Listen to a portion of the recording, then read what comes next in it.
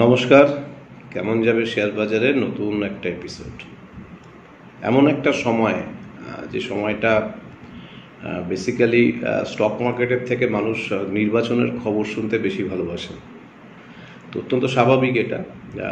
গণতন্ত্রের শ্রেষ্ঠ উৎসব, আমাদের মধ্যে প্রায় 7 দফা একটা লোকসভা ইলেকশন চলল এবং তার প্রায় শেষের দিকে আমরা এসে গেছি। তো তার পরপরেই ঠিক রেজাল্ট।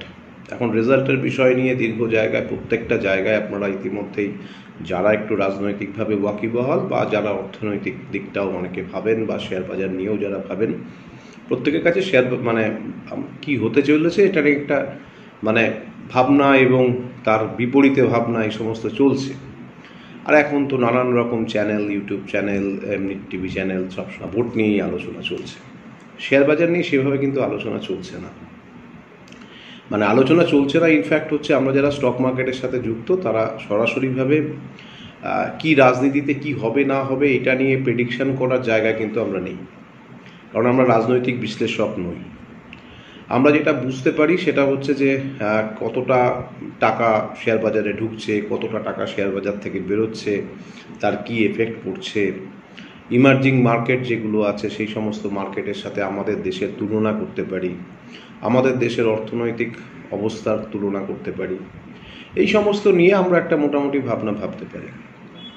যেটা অবধারিতভাবে ঘটে সেটা হচ্ছে এই সব ধরনের বড় ইভেন্ট, যেখানে ধরুন এতগুলো মানুষের, এত কোটি মানুষের একটা মতামতের জায়গা এবং সেখান থেকে একটা পার্টিকুলার একটা পার্টি বা একটা গোষ্ঠী এরা আগামী 5 বছরের জন্য একটা সরকার চালাবে, তার মধ্যে একটা স্থিরতা আসবে কি আসবে না, অস্থিরতার জায়গাটা কতটা, এইসব নিয়ে শেয়ার বাজার কিন্তু ভাবে। তো সেই জন্য একটু শেয়ার বাজার নিয়ে যেহেতু আমরা একটু বা আমার একটুখানি আগ্রহটা বেশি, সেই কারণে আমি রাজনৈতিক কোনো রকম ভবিষ্যৎবাণীর জায়গা না গিয়েও কিছু জিনিস আপনাদের সামনে তুলে ধরব এবং সেগুলো সবই কিন্তু আপনারাও খুঁজে পাবেন। এটা কিছু নয় যে এটা কোনো একটা নতুন একটা কনসেপ্ট আবিষ্কার করলাম বা সেগুলো আপনাদের সাথে শেয়ার করলাম, সেটা নয়। মূল বিষয়টা হলো যে এগুলো বিভিন্ন জায়গায়, বিভিন্ন পত্রপত্রিকায় বিভিন্ন সময় বেরোচ্ছে এবং সেগুলো থেকে কিছু ডেটা কালেকশন করে আমার যেটা পার্টিকুলারলি মনে হচ্ছে সেটারই একটুখানি আপনাদের সাথে শেয়ার করবো আজকে। সেই জন্যই আজকের এই এপিসোডটা একটু বড় হতে পারে, কিন্তু একটু প্রত্যেকের কাছে মনে হয় একটু ভ্যালুয়েবলও হবে। প্রথম কথা যেটা একদম প্রাথমিক ভাবনা সেটা হচ্ছে আমাদের অর্থনৈতিক অবস্থান। এটা নিয়ে আমি বহুদিন ধরে বলছি, অনেক দিন, প্রায় ধরুন মাস 6-7 তো বটেই, তার বেশিও হবে, যে সব মিলিয়ে আমাদের অর্থনীতি কিন্তু ভালো অবস্থায় নেই। বিশেষ করে গ্রামীণ অর্থনীতিতে একটা ভয়ঙ্কর রকমের একটা পজিশন কিন্তু তৈরি হয়েছে। যারা আমার ফেসবুকে আমাকে ফলো করেন তারা ইতিমধ্যেই দেখবেন আমি ফেসবুকে অলরেডি একটা ডেটা শিট দিয়েছি। সেটা মানি কন্ট্রোলেরই একটা ডেটা শিট, যেখানে দেখা যাচ্ছে পরিপূর্ণভাবে গত অর্থবর্ষে আমাদের বর্তমান অর্থনৈতিক গ্রামীণ অর্থনীতির অবস্থা অত্যন্ত ভয়াবহ। আমি তার ডেটাগুলো একটু একটু করে আপনাদের সাথে শেয়ার করি, আপনারা বুঝতে পারবেন।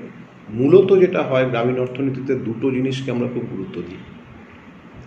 একটা হচ্ছে কতগুলো ট্রাক্টর বিক্রি হলো, আর 2 নম্বর হচ্ছে কতগুলো 2 হুইলার বিক্রি হলো। এই দুটো কেন সূচক সেটা হচ্ছে, ট্রাক্টর কেন সূচক সেটা নিয়ে বলবার আর নতুন করে কোনো জায়গা নেই, কারণ ট্রাক্টরটা অবশ্যই একটা গ্রামীণ অর্থনীতির বড় জায়গা।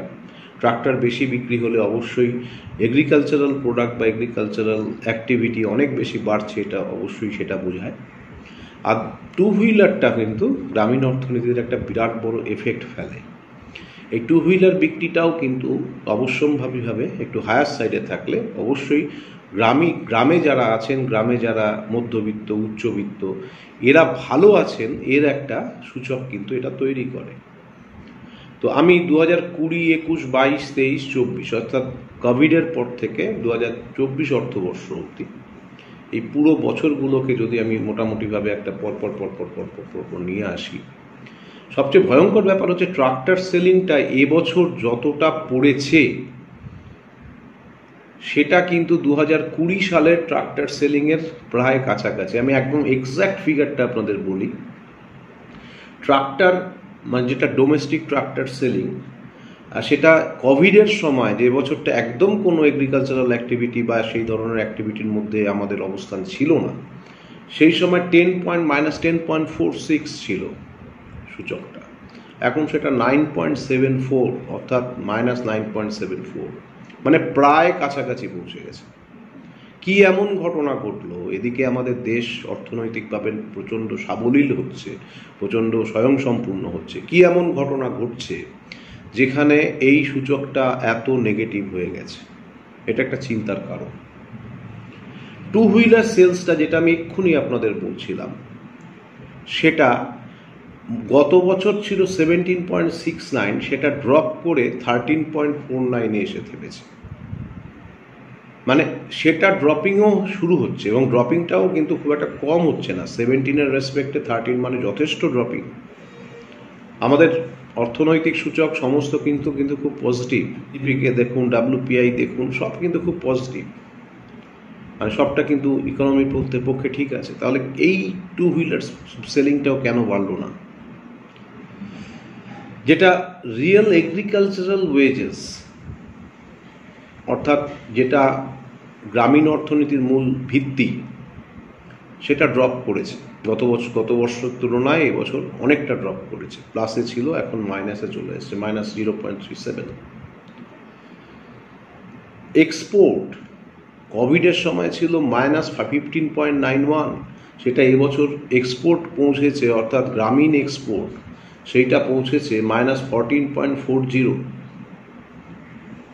এবং সবচেয়ে ভয়ঙ্কর কথা, কোভিডের সময় যেটা আমরা রিয়াল ফিসকাল রুরাল স্পেন্ডিং বলি, সেটা ছিল +16.10, খুব পজিটিভ ছিল। আজকে সেটা দাঁড়িয়েছে -11.31, অর্থাৎ সূচকের প্রত্যেকটা গ্রামীণ অর্থনীতির সূচক নেগেটিভ জায়গায় রয়েছে। এর কারণটা কি?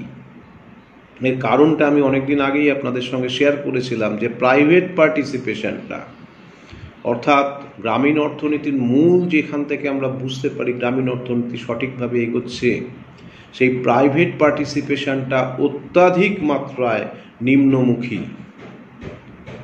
এই অবস্থা যদি চলতে থাকে, তাহলে পরে কিন্তু আগামী যে পার্টি করুক না কেন, আগামী যে সরকার গঠন করতে যাচ্ছে, তাদের কাছে এটা কিন্তু একটা মস্ত বড় চ্যালেঞ্জ। কিভাবে শুধরবেন সেটা, কি স্টেপ নেবেন। বিভিন্ন যারা পিএমওর অফিসের যারা একেবারে মাথায় যারা বসে আছেন, তাদের কাছে এটা কিন্তু বড় একটা চিন্তার, মানে কপালে একটা চিন্তার ভাঁজ ফেলেছে। তো এই অবস্থায় দাঁড়িয়ে আমাদের মানে এর থেকে কি বার করলাম, অর্থাৎ আমরা যারা স্টক মার্কেটের মধ্যে বেঁচে আছি, বা স্টক মার্কেট মানে কেয়ার অফ স্টক মার্কেট আছি আর কি, একটু ভালোভাবে বলতে গেলে, আমাদের কাছে এর থেকে কি ভাবনাটা এলো? অর্থনীতির অবস্থাটা কিন্তু ভয়ঙ্কর খারাপ।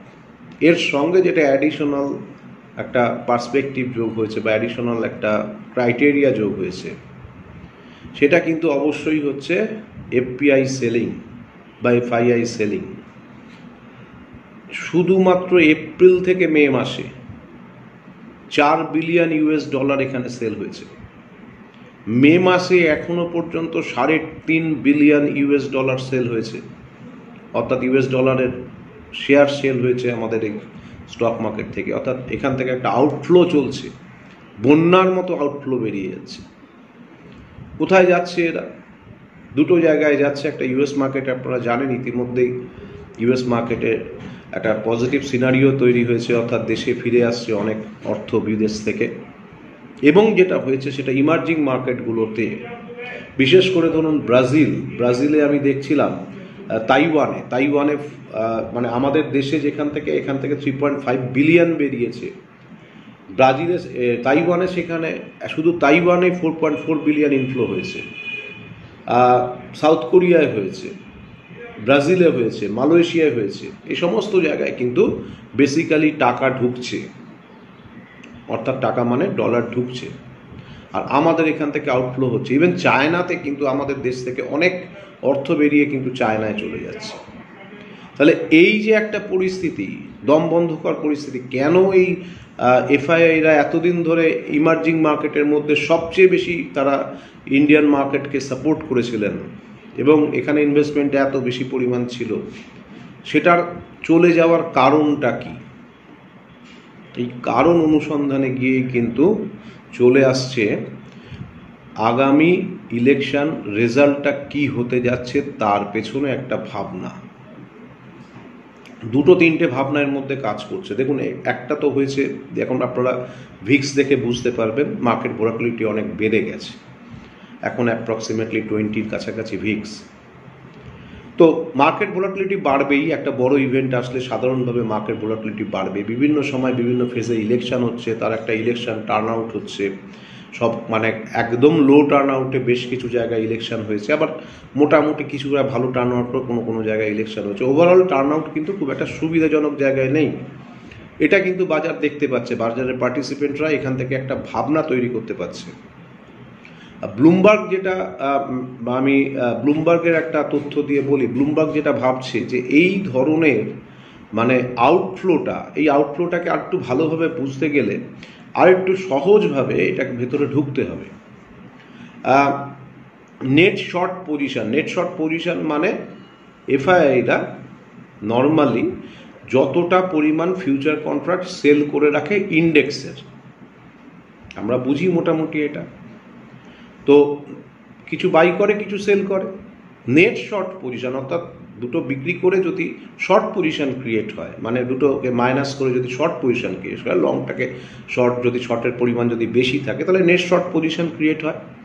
নেট শর্ট পজিশন এই মুহূর্তে 2,13,224টা কন্ট্রাক্ট রয়েছে নেট শর্ট পজিশন। কিন্তু এই কন্ট্রাক্ট, এই যে অবস্থানটা অর্থাৎ নেট শর্টের এই অবস্থানটা, এটা 2012 সালের পরে এই 2024 সালে এত বড় একটা গ্যাপ তৈরি করেছে।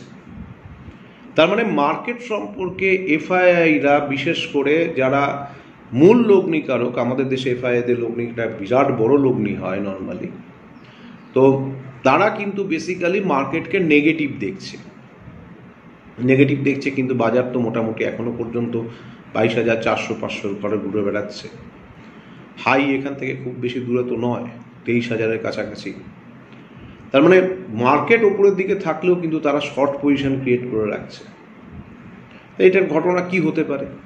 এটার ঘটনা হতে পারে তারা কিন্তু ভাবনা চিন্তার মধ্যে রাখছে যে কোনো একটা ভাবে হয়তো ইলেকশন রেজাল্টটা মার্কেটের সপক্ষে যাবে না। আমার কাছে তিনটে অপশান তৈরি হচ্ছে। একটা হচ্ছে বাজার যেটা প্রথমেই ভেবেছিল যে বর্তমান যে গভর্নমেন্ট আছে সেই গভর্নমেন্ট অত্যন্ত বেশি বহুমত নিয়ে 400-র উপরে সিট নিয়ে এগিয়ে যাবে, তার ফলে বাজার সেটা সম্পর্কে একটু খুশি থাকে। কারণ নর্মালি খুশি থাকা মানে এটা নয় যে বাজার বিজেপি বা এই ধরনের একটি দলকে সাপোর্ট করে। খুশি থাকার অর্থ হচ্ছে বাজার একটা স্থিরতা আছে এটা বুঝতে চায়, যে সমস্ত রিফর্মগুলো চলছে, যেসব জায়গায় ইনভেস্টমেন্টগুলো চলছে, যে রাজনৈতিক একটা স্থিরতা আছে, এই সব জায়গাগুলো হয়তো ভবিষ্যতে ঠিকঠাক থাকবে। এটা বাজারের একটা পারসেপশন তৈরি হয় যে না, তাহলে সব ঠিকঠাক আছে, অতএব আমরা আরও বেশি ইনভেস্টমেন্টের দিকে যাব, এবং বাজার সেই কারণে বাড়ে। এখন মুশকিল হচ্ছে যে যদি 400-র উপরে সব সিট থাকে বা হয়, তাহলে পরে বাজারের গতি উপরের দিকে নিয়ে কোনো ভাবনার জায়গা ছিল না। কিন্তু এখন তাহলে বহুমত যদি বিজেপি পায়ও বা এনডিএ পায়ও, তার সাথে কি হলো, যদি অতটা বেশি সিট না হয় তো বাজার তো অলরেডি 400-কে এনক্যাশ করে বসে আছে। এবার 400-র উপরে গেলে তো খুব ভালো কথা। এবার 400 থেকে নিচে গেল, কিন্তু বিজেপি একটা বহুমত পেল, সব ঠিকঠাক আছে, মানে 300-320 অনেকেই অনেক জায়গায় বলছেন, আমি যদিও এগুলো খুব একটা বুঝি না। তো এবার 300-320 যদি পায়, বাজারের পক্ষেও কিন্তু এটা একটা নেগেটিভ বার্তা আসবে, একটা নিজের রিয়াকশন হতে পারে, কারণ বাজার তো 400 ভেবে বসে আছে। এবার 300-320 হলে কোথাও না কোথাও একটা থ্রেট তৈরি হয়, বা 290 হলো বা 300 হলো, তাহলে একটা থ্রেট তৈরি হয়, সেখানে বাজারে কিন্তু একটা নেগেটিভ বার্তা আসবে। আবার যদি 275 বা যেটা নির্দিষ্ট সংখ্যক আমাদের সিট দরকার, সেটা যদি কভার না হয়, তাহলে তো বাজারের ক্ষেত্রে একটা নেগেটিভ বার্তা আসছেই। তার মানে এই তিনটে ফ্যাক্টরের মধ্যে দেখুন, একমাত্র 400-র উপরে যদি বহুমতটা নিয়ে যাওয়া যায়, তবেই কিন্তু বাজারের পক্ষে একটা বিরাট বড় একটা মুভমেন্টের সম্ভাবনা তৈরি হবে। এখন এটার সম্ভাবনা এফআইআইরা হয়তো দেখছেন না, এটা আমার ভাবনা, যে এফআইআইরা হয়তো 400-র উপরে ওটা দেখছেন না, কারণ তার মানে তারপরে দুটোর মধ্যে দেখছেন।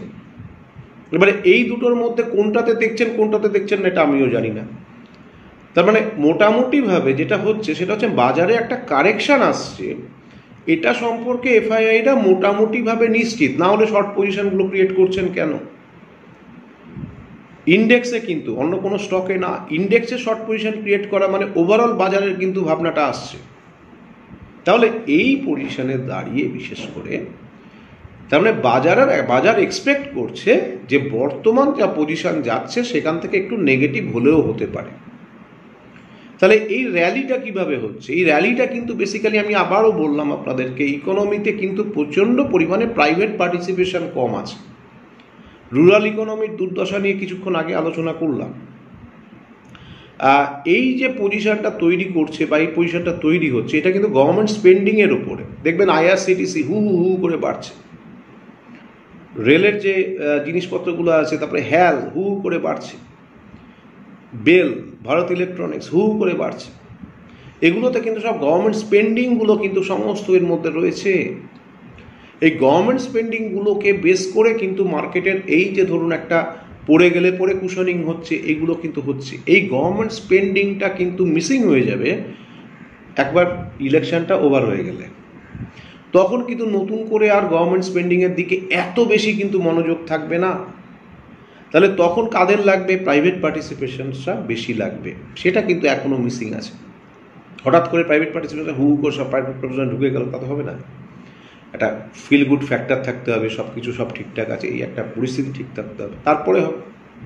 তার মানে এখানে আমাদেরকে কিন্তু ভীষণ রকম একটা ওয়ার্নিং বলতে পারেন, এই ওয়ার্নিং কিন্তু একটা দিয়ে দিয়েছে বাজার, যে বাজারের এই যে গতিপথ আপসাইড মুভমেন্ট হচ্ছে, এখানে কিন্তু এটাকে খুব একটা বেশি বিশ্বাস করো না। এখন আগে দেখে নাও কি পজিশন তৈরি হয়, তারপরে নতুন করে ইনভেস্টমেন্টে যাও।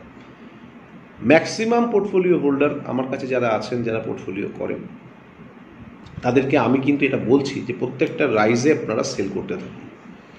ম্যাক্সিমাম পোর্টফোলিও তাদেরকে খালি করাচ্ছি এই জন্য না যে ভবিষ্যতে বাজার উঠবে না, অবশ্যই বাজার উঠবে। বাজারে একটা বুল মুভমেন্ট আছে, টোটাল স্ট্রাকচারাল একটা বুলিশ ভাবনায় কোথাও কোনো প্রবলেম নেই। কিন্তু বাজারে কারেকশান কিন্তু আমার কাছে ভীষণ রকম অ্যাকসেপ্টেবল, কারণ বাজারে কারেকশানটাতে হলে আমরা আরও নিচের দামে, প্রচণ্ড ভ্যালুয়েশন ওয়াইজ প্রচণ্ড হাই। ইন্ডিয়ার যা পিই আছে, ইন্ডিয়ার যা বর্তমান যা ভ্যালুয়েশন আছে, চায়নার পিই তার অর্ধেক। এই খবরটা ভয়ঙ্কর খবর। তার মানে বাজার চিপ চায়নাতে। তা কেন এফআইআইরা এদিক থেকে ওদিক যাবে না? খুব স্বাভাবিকভাবে যাবে। তাহলে সেই জায়গাটায় দাঁড়িয়ে আমি সবাইকে আপনাদেরকে বলবো, আমি দুটো জিনিস নিয়ে খুব আলোচনাটা খুব সীমাবদ্ধ রাখলাম। একটা হলো বর্তমান অর্থনৈতিক অবস্থাতে রুরাল ইকোনমির অবস্থান আমি আপনাদের সামনে কিছুটা বোঝালাম।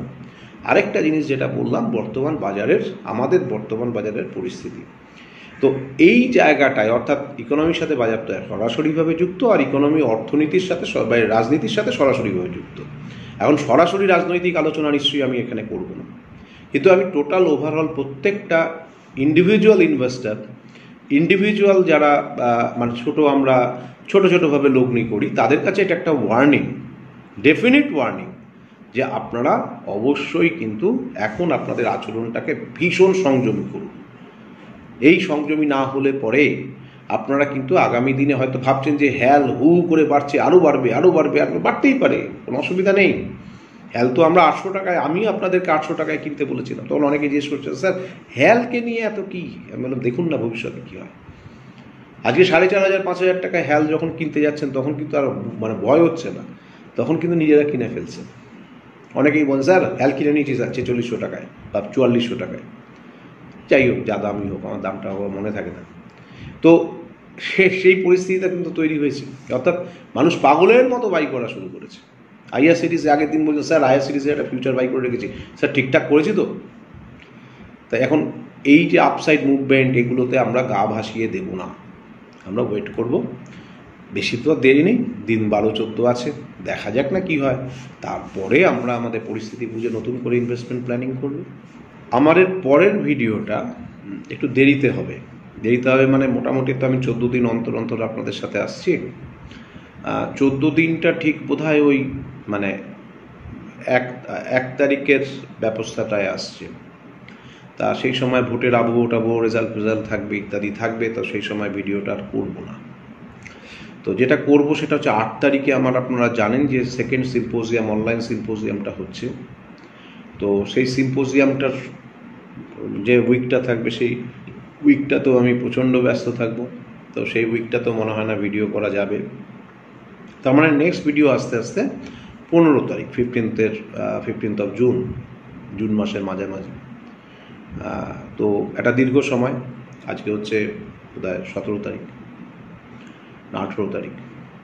তো 18 তারিখ থেকে একেবারে সোজাসুজি 15 তারিখ, এই সময়টা জুড়ে আর কি কোনো ভিডিও হচ্ছে না। তো যাই হোক, এখন এর মধ্যে যেটা ঘটনা সেটা হচ্ছে, আমি একটু আমার ক্লাসের সম্পর্কে একটু বলে দিই। সেটা হচ্ছে যে আমার ক্লাসের মধ্যে এখন কিন্তু শুধুমাত্র সেপ্টেম্বর মাসের যেটা রিসার্চ অ্যানালিসিসের ব্যাচ, সেপ্টেম্বরের 1 তারিখ থেকে শুরু হচ্ছে, তার রেজিস্ট্রেশন চলছে এবং রেজিস্ট্রেশনটা প্রায় কমপ্লিটের মুখে। এখন এর মধ্যে সময়ের মধ্যে যদি দেখা যায় যে আমার ফুলফিল হয়ে যাচ্ছে, তাহলে আমি ফেসবুকে সেটা আমি বলে দেবো। কিন্তু আদারওয়াইজ রেজিস্ট্রেশনটা ওপেন থাকছে। অনেকেই জেনে রেখেছেন, অনেকেই নতুন করে জানছেন, তো ঠিক আছে। কিন্তু এটা একটু খেয়াল রাখবেন যে মানে আমি কিন্তু এর মধ্যেও যদি হয়, কারণ এই একটা মাসের মধ্যে হয়তো এটা হতেই পারে যে আমার ফিল হয়ে গেল ব্যাচ, আমি কিন্তু বন্ধ করে দেবো। এটা আমি বলে রাখলাম। আর তারপরে আবার নতুন ব্যাচ হবে অনেক পরে, সেটা তো দেখাই যাবে। আর অফলাইন ব্যাচটা যেটা জুলাই মাসের আপনার অফলাইন ব্যাচ, সেটা তো জানেনই, সেটা ভর্তি হয়েও গেছে এবং তার উপরে আরও অনেক বেশি একটা ওয়েটিং লিস্টেও আছেন। যদি কেউ ছেড়ে যান ঢুকে যাবেন। জুন মাসের ব্যাচটা 2 তারিখ থেকে শুরু হচ্ছে, 2 জুন থেকে ডেরিভেটিভের অনলাইন ব্যাচটা। আর মে মাসের ব্যাচ তো চলছে। তো এই হলো ব্যাপার। তারপরে সেপ্টেম্বর মাসের যারা রিসার্চ অ্যানালিসিস করবেন বলে ঠিক করেছেন, তারা ইমিডিয়েটলি রেজিস্ট্রেশনটা করে নেবেন। ডেরিভেটিভ ক্লাবে আপনারা তো অনেকেই অবশ্যই আছেন, জানেনও সব কিছু।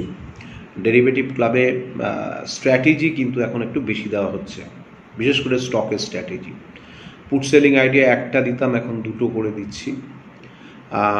তার সঙ্গে যেটা থাকছে সেটা হচ্ছে কখনো কখনো বুল কল স্প্রেড স্টকের ক্ষেত্রে, কখনো হয়তো একটা শর্ট স্ট্র্যাঙ্গেল, কখনো হয়তো বিয়ার কল স্প্রেড বা বিয়ার পুট স্প্রেড, এই জাতীয় এক একটা স্ট্র্যাটেজি যখন যেমন তৈরি হচ্ছে, বাটারফ্লাই বায়ার এন্ড কন্ট্রোল, এগুলো তখন তেমনভাবে দেওয়া হচ্ছে।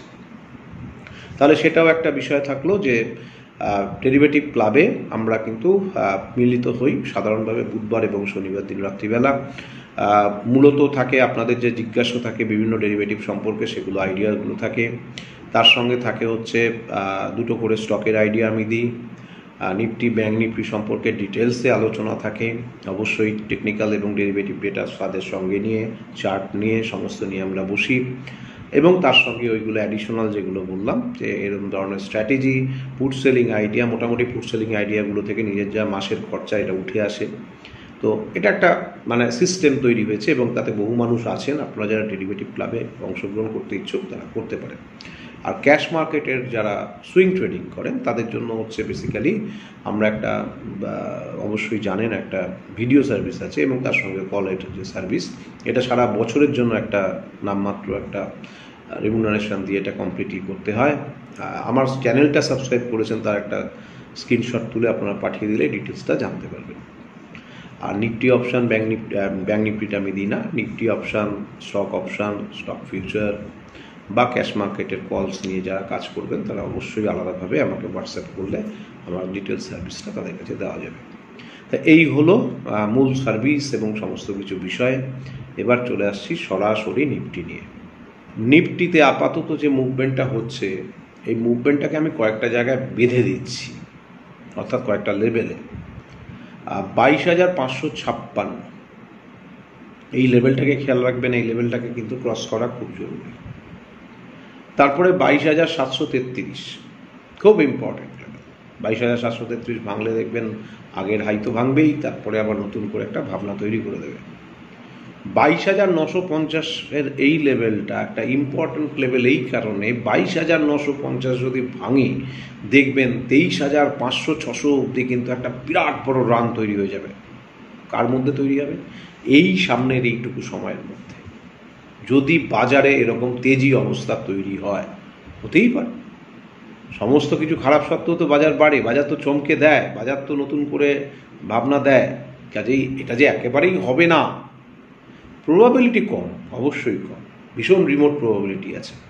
তার মানে এটা নয় যে এটা হবেই না। তাই একটা বিষয় থাকছে, 22,950-এর উপরে বাজার কিন্তু একদম মানে দুর্ধর্ষভাবে কিন্তু আপসাইড মুভমেন্টে যাবে। 23,100 এবং 23,550 হচ্ছে তার পরবর্তী টার্গেটগুলো আসছে। নিচের দিকে যদি নামে, নিচের দিকে অবশ্যই যেটাকে খেয়াল রাখতে হবে, অর্থাৎ যেখান থেকে এবার ঘোরালো 22,000, এই 22,000-এর লেভেলটা এখন কিন্তু খুব ইম্পর্টেন্ট। আমি বলেছিলাম আপনাদের 21,867 21,830 না 32 কি একটা করে চলে এসছে, অর্থাৎ সাপোর্টটাকে রেখেছে, মানে কথাটা রেখেছে আর কি। তো এক্ষেত্রে আমি বলছি 22,000টা যদি ভেঙে যায় নিচের দিকে, সম্ভাবনা অবশ্যই আছে। 22,100-র তলায় ভীষণ রকম বাজার কিন্তু ভীষণ দুর্বল হয়ে পড়বে। 22,000টা যদি ভেঙে যায় তাহলে কিন্তু এবার আর 21,800 সাপোর্টটা কিন্তু থাকবে না। সেক্ষেত্রে কিন্তু নতুন করে আবার সাপোর্ট তৈরি করবে 21,600, তারপরে 21,200, তার পরবর্তীকালে আরও নিচের দিকে নামার সম্ভাবনা তৈরি হবে। তাহলে মূলত যেটা থাকছে সেটা হচ্ছে 22,000-এর সাপোর্টটা কিন্তু এখন খুব দুর্ধর্ষ সাপোর্ট। মানে 22,000, কালকে দেখছিলাম যখন বাজার উঠছিল তখন 22,400 খুব ইমিডিয়েটলি একটা করে সাপোর্ট তৈরি করছে। তার মানে সাপোর্টটাকে কুশনিং করছে মানে এই সময়টার জন্য। এটা কিন্তু খুব মানে একটা দিকে খুব পজিটিভ যে সাপোর্টটাকে তুলে নিয়ে আসছে। কিন্তু আবার এটাও ঠিক কথা, আমি আবারও বললাম, এই পুরো বিষয়টা কিন্তু খুব মানে রিলেটিভ বিষয়। মানে এখন মনে হচ্ছে এইটা, কিন্তু পরবর্তীকালে যখন নিচের দিকে ভাঙবেন দেখবেন তাসের ঘরের মতো হুড়মুড় করে সাপোর্টগুলো ভাঙতে শুরু করবে। সেটাও কিন্তু একটু ভাবতে হবে, কারণ 22,000 অবধি আমরা লাস্ট দেখবো। এবার তার তলায় যদি ভেঙে যায় তাহলে পরে কিন্তু আর আমরা আমাদের পজিশনটাকে রাখবো না, মানে এইটুকু আমাদের খেয়াল রাখতে হবে। কারণ নিচের দিকে অন্ততপক্ষে 21,000 যদি 600 বা তার তলায় যদি চলে যায় তারপরে আরও দুর্বল হয়ে যাবে বাজার, আরও সেলিং চলে আসবে। ব্যাংক নিফটির পজিশনটা কিন্তু নিফটির থেকে একটু দুর্বল। ব্যাংক নিফটি এক্ষুনি যেখানে দাঁড়িয়ে আছে, অর্থাৎ 48,100-র আশেপাশে, এখান থেকে আপসাইড মুভমেন্টে ব্যাংক নিফটি কিন্তু খুব বড় রেজিস্ট্যান্স পাবে, বেসিক্যালি 48,450 এবং 48,880-তে। এই 48,880টাকে যদি ক্রস করতে পারে তাহলে কিন্তু 49,000 বা আগে সেই 50,000-এর ছোঁয়া এটা কিন্তু হয়ে যেতে পারে। অর্থাৎ 48,880 কিন্তু ব্যাংক নিফটির ক্ষেত্রে একটা ডিসাইডিং লেভেল দাঁড়াবে, কারণ ওই জায়গা থেকে কিন্তু একটা খুব ভালো মুভমেন্ট তৈরি করতে পারবে। নিচের দিকে যদি ব্যাংক নিফটি নামে তাহলে সেক্ষেত্রে কিন্তু 47,853 একটা বড় ধরনের সাপোর্ট। এই 47,853টাকে যদি ভেঙে দেয় তাহলে পরবর্তীকালে 47,161 এবং তারপরে 46,500 অবধিও কিন্তু ব্যাংক নিফটি নেমে যাবে। ব্যাংক নিফটি কিন্তু সত্যি কথা বলতে কি, ব্যাংক নিফটি কিন্তু নিফটির মতো অত ভালো কুশনিং তলা থেকে পাচ্ছে না। একটা দিন হয়তো একটু হায়ার সাইডে যাচ্ছে, তারপরেই কিন্তু আবার উপর থেকে সেলিং আসছে। একটা জিনিস খেয়াল রাখবেন, নিফটি বা ব্যাংক নিফটির ক্ষেত্রে যখনই আপসাইডে উঠতে যাবে তখন যেন ইমপ্লয়েড ভোলাটিলিটি পার্সেন্টাইলটা, অর্থাৎ যারা আইবিপি বোঝেন তারা কিন্তু একটু খেয়াল করবেন যেন ইমপ্লয়েড ভোলাটিলিটি পার্সেন্টাইলটা একটু হায়ার সাইডে থাকে। যদি একটু লোয়ার সাইডে থাকে তাহলে প্রত্যেকটা রেজিস্ট্যান্সে কিন্তু প্রচুর পরিমাণে ওপেন ইন্টারেস্ট তৈরি হবে এবং তারা কিন্তু সেল করতে করতে কিন্তু আবার নিচের দিকে নামাবে। আবার সেখান থেকে হয়তো সাপোর্ট পাবে কিংবা সাপোর্ট পাবে না, সেটা কিন্তু পরবর্তীকালে ব্যাপার। কিন্তু যদি ইমপ্লয়েড ভোলাটিলিটি পার্সেন্টাইলটা হায়ার সাইডে থাকে তাহলে পরে ওই সমস্ত রেজিস্ট্যান্সগুলো কিন্তু আর থাকবে না, ওটা কিন্তু এগিয়ে বেরিয়ে যাবে।